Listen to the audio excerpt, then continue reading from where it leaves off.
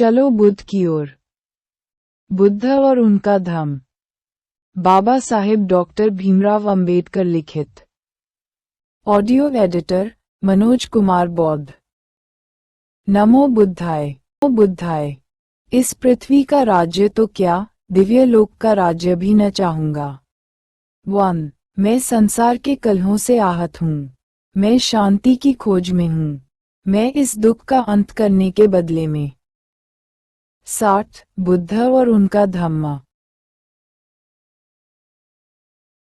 2. और राजन, ये जो तुमने कहा है कि धर्म, अर्थ और काम ही मनुष्य के 3 पुरुषार्थ हैं, और तुम्हारा ये भी कहना है कि मैं दुख के मार्ग पर हूँ, तो तुम्हारे तीनों पुरुषार्थ अनित्य है और अत्यंतोषकारक हैं।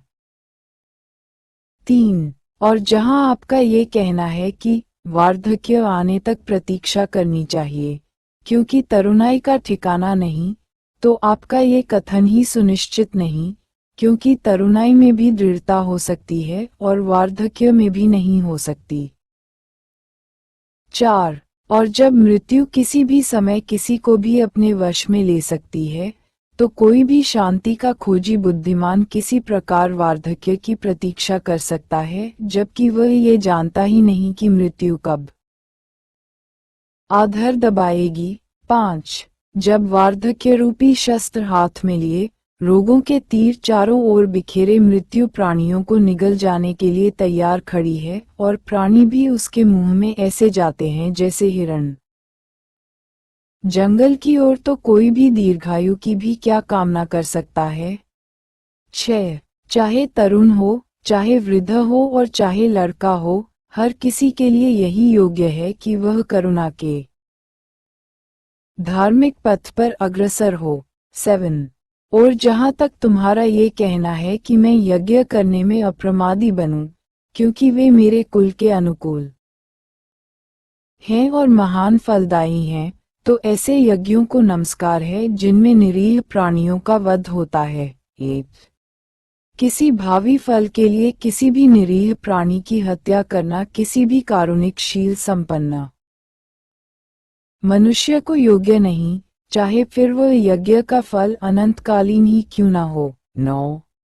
और यदि यह भी न स्वीकार किया जाए कि आत्म संयम, सदाचार और कामजित होना ही सद्धर्म का अनुकरण करना है, तो भी याज्ञिक होना ठीक नहीं, क्योंकि यज्ञ धर्म के अनुसार ऊंचे से ऊंचा फल पशुओं की हत्या से ही मिल सकता है।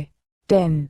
दूसरों को दुख देकर इसी जन्म में जो सुख आदमी को प्राप्त होता है, वही जब कारुणिक बुद्धिमान पुरुष के लिए काम्य नहीं, तो फिर किसी अदृश्य दूसरे लोक में जो सुख मिलने की बात कही जाती है, उसके बारे में तो कहना ही क्या। 10. 11. मैं अगले जन्म में मिलने वाले किसी फल की आशा से कोई कर्म करने में प्रेरित नहीं हो सकता। हे राजन, मेरे मन को भावी जन्मों की कल्पना में सुख नहीं मिलता, क्योंकि ऐसे कर्मों की दिशा उसी तरह अनिश्चित और अस्थिर है, जैसे बादलों से गिरी वर्षा से प्रताड़ित किसी पौधे की दिशा। 12. राजा ने हाथ जोड़कर कहा, बिना बाधा के आपका उद्देश्य सफल हो। जब भी कभी आपका जीवन उद्देश्य पूरा हो जाए, तब फिर इधर पधारने की कृपा करना। 13. गौतम को फिर अपने राज्य में आने के लिए वचनबद्ध कर अपने दरबारियों सहित राजा अपने महल को चला गया। 5. शांति का समाचार। 1. जब गौतम राजगृह में एक कुटी बनाकर ठहरे हुए थे, उसी समय 5 दूसरे परिव्राजक भी आए और उन्होंने इसके पास ही एक कुटिया भी बनाई। 2. इन 5 घुमंतुओं के नाम थे कौंडिन्य, अश्वजीत, वशपा, महानाम और भद्रिक।